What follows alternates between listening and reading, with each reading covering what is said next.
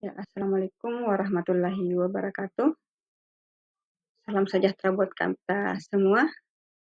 Jadi hari ini kita memasuki pertemuan pertama atau sesi pertama untuk mata kuliah rekayasa perangkat lunak dengan saya sebagai tutornya, yaitu Ibu Raden Wirawan, SE Eskom Mkom. Salam sejahtera untuk semua mahasiswa-mahasiswi Universitas Terbuka untuk periode semester ganjil tahun 2025-2026. Oke, jadi untuk hari ini kita akan belajar tentang pengantar atau konsep dasar rekayasa perangkat lunak. Yang pertama, outline kita hari ini adalah introduction, ada software engineering overview, dan software engineering challenge. Ya, jadi sebelum kita memasuki materi, mungkin sudah ada yang berpikir ya, apa sih rekayasa perangkat lunak? Mungkin yang sering dilihat itu atau yang sering terdengar adalah perangkat lunak, ya. Seperti ini perangkat lunak kita yang biasa dilihat adalah mungkin software, ya. Jadi software itu yang bisa melakukan pengolahan data, merupakan alat elektronik, kemudian memberikan atau menghasilkan informasi, menerima input data seperti teks, angka, suara, atau sinyal, dan lain-lain. Sehingga dengan adanya software atau perangkat lunak ini dapat memudahkan pekerjaan manusia. Oke. Selanjutnya, ya, ini eh, kita bisa eh, melihat ya gambar ada software, ada hardware, ada brandware.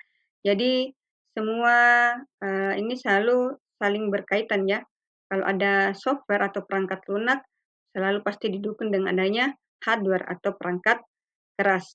Tapi perangkat keras ini tidak akan berfungsi atau tak akan bisa bermanfaat kalau tidak ada brandware atau orang atau pemikirnya.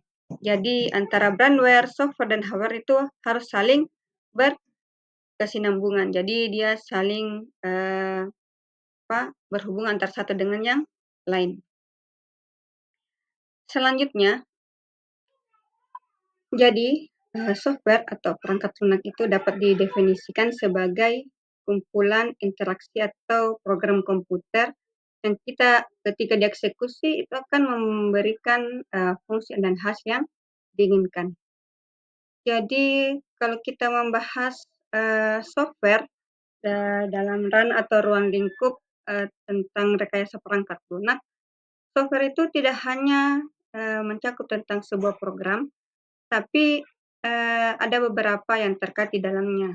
Contohnya kode program, ada data, dan juga ada dokumentasi. Ya, itu definisi dari perangkat lunak atau software dari ranah rekayasa perangkat lunak. Selanjutnya, kita akan membahas tentang area-area atau edisi dari software itu sendiri. Jadi software ini sejak awal berkembang itu pada tahun 1940 sampai 1950 itu sudah ada yang namanya era awal perangkat lunak. Pertama kali dikembangkan ya. Kemudian pada tahun 1950 sampai 1660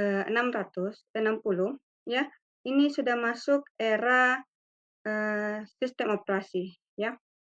Sudah masuk sistem operasi, kemudian 70 sampai 80 itu aplikasi bisnis dan era personal komputer. Jadi sudah ada software yang berhubungan dengan bisnis dan sistem komputer. Kemudian pada tahun 90-an sampai 2000 itu sudah memasuki tentang era the internet age, artinya sudah masuk di era internet dan website. Dan untuk tahun 2000 sampai 2020-an itu masuk di era mobile ya, era mobile dan cloud. Untuk sekarang sampai yang akan datang itu masuk di era, kecerdasan buatan dan yang sekarang booming-booming itu adalah, artificial intelligence ya. Jadi kita sudah masuk di, era, artificial intelligence. Jadi ke depannya lagi, eee, sudah masuk di software tentang kecerdasan buatan. Kemudian ada juga tipe-tipe, software ya, itu ada sistem software, aplikasi software, sampai dengan artificial software. Jadi saya harap, kepada mahasiswa-mahasiswi semua, untuk, membaca, kita bisa gunakan, itu, RBV ya, untuk, perpustakaan digital di, UT, kalian bisa membaca untuk, bagaimana definisi dan perbedaan-perbedaan dari jenis-jenis atau tipe-tipe software ini. Oke, selanjutnya, kita masuk di bagian software engineering, overview ya, bahwa, eee, ada yang tidak yang bisa membedakan apa sih software engineering dan, software engineer itu sama atau tidak ya. Jadi, mahasiswa bisa, memberikan, komentar atau pendapatnya, di kolom komentar di bawah atau di kolom diskusi kita, perbedaan atau, beda atau sama antara software engineering maupun software engineer ya. Jadi kita bahas bahwa kalau software engineer itu adalah orangnya ya, jadi seorang profesional yang bertanggung jawab untuk perancangan pengembangan untuk perangkat lunak. Sedangkan software engineering adalah ilmunya ya. Jadi ada orangnya sedangkan ada yang ilmunya. Jadi ini adalah ilmu yang mempelajari teknik pembuatan software yang baik ya, dengan kemudian ada beberapa pendapat, ahli tentang software, engineer ya. Kalian bisa membaca menurut salah satu itu Roger S. Prattman dalam bukunya Software Engineering, Practitioner, Abroad, artinya bahwa rekayasa perangkat lunak yang terkenal itu membahas beberapa tujuan rekayasa perangkat lunak, ya. Jadi, seperti membuat perangkat lunak yang berkualitas tinggi, memenuhi kebutuhan pengguna, mematuhi batasan, anggaran dan jadwal, serta meningkatkan produktivitas pengembangan perangkat lunak. Selanjutnya ada juga Ian Somerville, kemudian ada juga Barry Brown, kemudian, kita bisa simpulkan bahwa tujuan dari rekayasa perangkat lunak itu dapat bervariasi tergantung pada konteks proyeknya, ya. Jadi, metodologi yang digunakan dan kebutuhan khusus dari pengguna atau organisasi yang bersangkutan. Jadi sama seperti, umumnya bahwa software itu yang menentukan adalah user-nya. Jadi biasanya ada istilah bahwa, eee rekayasa perangkat lunak atau perangkat lunak itu user centered design ya.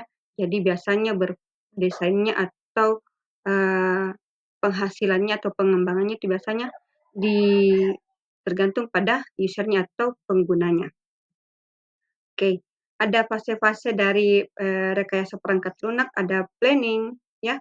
Jadi kita akan merencanakan apapun yang dibutuhkan, kemudian ada development ya, kita sudah mulai membangun, merancang, dan mengimplementasikannya, serta ada dengan maintenance ya, melakukan pemeliharaan secara berkala. Kemudian kita masuk di challenge untuk software engineering. Kita bisa lihat di diagram ini tentang proyeksi kebutuhan tenaga kerja ya. Jadi semakin hari itu dari tahun ini semakin meningkat kebutuhan, tenaga kerja di sektor teknologi informasi. Ini menurut, katadata ya, .co.id. Jadi, Kemenak itu memproyeksikan posisi yang akan dicari di bidang IT adalah pekerja di bidang network operation, akses dan network operasi backbone, serta yang terakhir adalah software. Jadi tidak salah kalau kita belajar tentang software karena semakin tahun itu kebutuhan itu sangat meningkat. Jadi semakin banyak perusahaan yang akan melakukan transformasi digital dan pengembangan sistem, terutama di bidang artificial intelligence. Nah, jadi apa sih tantangan dari rekayasa perangkat lunak atau software engineering ini? Nah, kita bisa lihat yang pertama, ruang lingkup di mana pengembangan sistemnya sangat besar membutuhkan serangkaian metode yang sangat berbeda dibandingkan dengan mengembangkan sistem yang kecil. Estimasi jadwal dan biaya yang seringkali tidak tepat, produktivitas orang-orang software atau programmer yang tidak dapat mengimbangi permintaan kebutuhan software, serta yang terakhir itu kualitas software yang kurang baik. Oke, itu saja materi kita hari ini tentang konsep dari rekayasa perangkat lunak. Ada yang mau ditanyakan? Ya, terkait dengan yang pertama itu introduce, yang kedua itu software engineering overview, dan yang ketiga adalah software engineering challenge. Ya, tidak ada, kita ke forum diskusi. Kita akhiri untuk pertemuan kita untuk sesi pertama. Assalamualaikum warahmatullahi wabarakatuh.